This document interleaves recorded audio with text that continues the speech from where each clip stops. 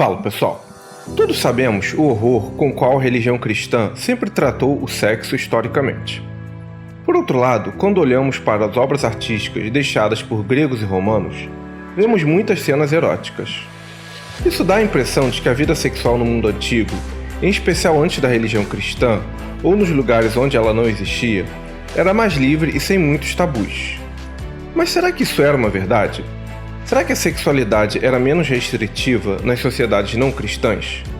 Neste podcast, eu gostaria de trazer algumas informações sobre isso. E eu garanto que algumas delas vão surpreender vocês. Se você se interessou pelo debate e quer saber mais sobre essa questão, se inscreve no canal, ativa o sininho, dê um like e vem comigo. E se quiserem ouvir este podcast em uma plataforma de áudio, o link está na descrição. E se vocês gostam do nosso trabalho e querem nos incentivar com qualquer valor a partir de R$1, entre no Live VPix e coloque no final Agora Gay. O link está na tela e na descrição do vídeo. Respondendo à pergunta inicial deste programa sobre se a vida sexual era mais livre antes do cristianismo, logo de início podemos responder que definitivamente não. A vida sexual das pessoas não era menos restritiva antes da religião cristã e a vida nunca foi uma imensa orgia em nenhuma sociedade. Isso porque, em todas as sociedades, sempre houve tabus e interdições sexuais. E estas proibições se baseavam em dois pilares. O primeiro era a própria estrutura social, e o segundo eram regras espirituais, por incrível que pareça. Mas, antes de falarmos sobre este último, comecemos pelo primeiro. Embora a gente quase sempre tenha a homossexualidade como horizonte na discussão sobre repressão sexual, a verdade é que isso sempre foi muito pior para homens e mulheres heterossexuais, e especialmente aqueles dentro de um casamento. Desde as sociedades da antiguidade até tribos indígenas intocadas pelo cristianismo, havia regras sexuais sim para o início da sexualidade, o adultério, a gravidez, entre outros elementos. Algumas sociedades eram mais rígidas e outras menos rígidas, mas sempre houve regulações. E muitas dessas regras estavam ou estão ligadas à noção de propriedade sobre o corpo da mulher. Ou seja, são baseadas em estruturas machistas. Até hoje, em países do Oriente, como Japão, China, Coreia, onde o cristianismo não moldou a civilização, quando uma mulher se casa, espera-se dela que cuide integralmente dos filhos. Ao passo que o homem, depois de ter filhos e se casar, tem grande tolerância à sexualidade extraconjugal. Em muitas tribos indígenas, adultério resulta em pena de morte, apenas para a mulher. Em outras palavras, o machismo e a repressão não foram uma invenção do cristianismo. O livro O Sexo na História traz detalhes interessantíssimos sobre isso. Estou deixando essa referência na descrição. Seja como for, as regras para restrição sexual em sociedades não cristãs não eram puramente sociais. Conforme disse no início, também havia razões espirituais para essas coisas. E é aí que a coisa começa a ficar bem interessante, porque resgata uma parte da cultura do mundo antigo que pouca gente sabe, pois ficou pelas areias da história. Todos sabemos que o cristianismo trouxe para o sexo o conceito de pecado. Em decorrência disso, há a noção de culpa pelo simples fato de você sentir desejo e uma punição no pós-vida. Esses dois elementos inexistiam em outras culturas. As pessoas não eram culpadas e nem iam para o inferno em função da sua sexualidade.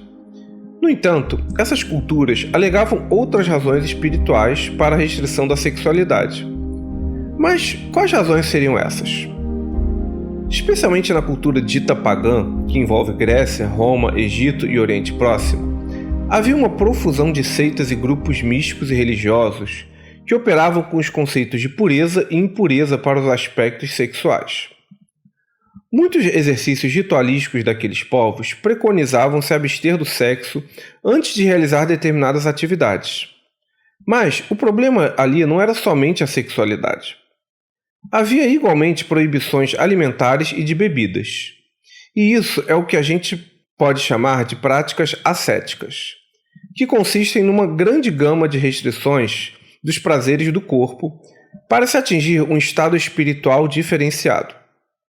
A prática do jejum no cristianismo, inclusive, provavelmente vem dessa cultura espiritual da antiguidade de se abster de elementos da terra por algum tempo para ajudar a limpar o pensamento. E com isso, haveria uma concentração maior do indivíduo para determinadas atividades. Em outras palavras, outras culturas restringiam espiritualmente a sexualidade muito mais em função das noções de limpeza e impureza do que pela noção de pecado. A ideia de que a restrição da sexualidade gera um outro estado de consciência, na verdade, é um pensamento ancestral. Pitágoras já dizia isso. Os romanos tinham as vestais do templo, que eram meninas que tinham que se manter virgens para determinadas atividades ritualísticas. Os egípcios, antes de determinados rituais, também praticavam essa restrição da sexualidade com o objetivo de se limpar a mente. O próprio hinduísmo e o budismo até hoje também têm entre seus adeptos monges que se abstêm de relações sexuais para fins de estados mentais mais elevados. Já os gregos, por exemplo, proibiam a sexualidade antes das batalhas. Isso porque se acreditava que o acúmulo daquilo que hoje entendemos por testosterona ajudava os homens a serem mais agressivos. Para vocês terem uma ideia, até um tempo atrás, muitas associações esportivas também proibiam os atletas de terem relações sexuais. Ao juntarmos essas razões espirituais com estruturas sociais de resguardo da mulher, proibição do adultério e controle sobre a prole e sobre as propriedades, o que vemos é que nenhuma sociedade do mundo era uma orgia desenfreada completamente livre. Talvez a diferença é que, em sua maioria, aquelas outras religiões solicitavam apenas uma continência sexual temporária de seus seguidores. Mas os cristãos insistiram nela como um estado permanente de existência. Igualmente, não é possível afirmar que todas as sociedades não cristãs aceitavam todo tipo de sexualidade. Muitas delas condenaram com graus variáveis de severidade o adultério, a contracepção, o aborto, às vezes a homossexualidade, a zoofilia, o sexo com menores, entre outras práticas, pelos motivos mais diversos possíveis, e alguns óbvios. E aí vocês podem me perguntar, mas Felipe, é certo esse negócio de limpeza da mente? Isso não é moralismo? Aquilo tudo também não era opressão? As pessoas não deveriam ser sexualmente livres? Então, eu acredito que é muito difícil condenar as sociedades do passado por essa ou aquela razão, porque elas viveram em contextos muito específicos. A vida de hoje é muito diferente da vida do passado. Antigamente, as pessoas enfrentavam uma fome crônica.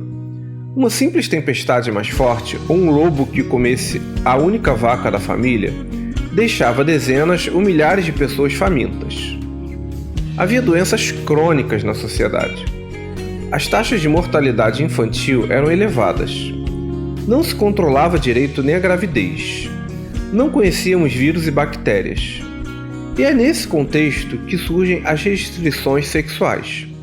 Muito provavelmente não por moralismo, machismo ou opressão, mas por questões práticas de seu contexto mesmo. Ademais, nessa vida dura, muitas religiões ensinavam a desapegar da matéria e a encontrar felicidade na ascese do corpo, porque talvez fosse a única esperança que as pessoas tinham à mão. E há estudos sociológicos que sugerem que isso tem algum grau de verdade. Vocês já repararam que as igrejas neopentecostais que oferecem salvação da alma crescem muito mais nas favelas do que no espiritismo reencarnacionista? Alguns pesquisadores sugerem que há uma explicação para isso. Para quem já teve ou tem uma vida tão acabrunhada, a ideia de viver várias vezes pode ser desesperadora. Mas, para quem tem acesso a todos os confortos da civilização, a ideia de viver várias vidas pode ser reconfortante. E talvez por isso o espiritismo seja mais comum nas classes médias do que em outras classes. No final, há muito de sociologia no fenômeno das religiões. Por fim, estou deixando na descrição um interessantíssimo vídeo que fala sobre a sexualidade no mundo antigo. Não era uma festa, ainda que tivesse mais liberdade em alguns momentos e menos restrições para certas práticas sexuais do que no mundo cristão. O carnaval, por exemplo, era uma festa bem orgiástica na Roma antiga, mas aquilo era um momento da vida social, e não o modo como as pessoas viviam permanentemente. Na verdade, eu ousaria até afirmar que a sociedade onde temos mais liberdade sexual na história é o mundo de hoje. Mas e vocês, o que pensam sobre essas questões? Este foi um programa do canal Ágora Gay, um espaço para conversarmos sobre filosofia, religião, política e cultura do seu ponto de vista gay. Eu sou Felipe Dias. Lembro que este podcast é um recorte de um tema complexo. Mesmo que você não concorde com tudo, meu objetivo é iniciar um diálogo para ele ser aprofundado por outros pontos de vista. Deixe nos comentários o que você pensa sobre essa discussão, sugestões e críticas construtivas. Também os convido a ver os vídeos mais antigos do canal e a seguir a gente nas redes sociais cujos links estão na descrição. Lembrando que o Ágora Gay é um espaço dedicado à conversa e aos argumentos e não às ofensas. Até a próxima, pessoal! Valeu!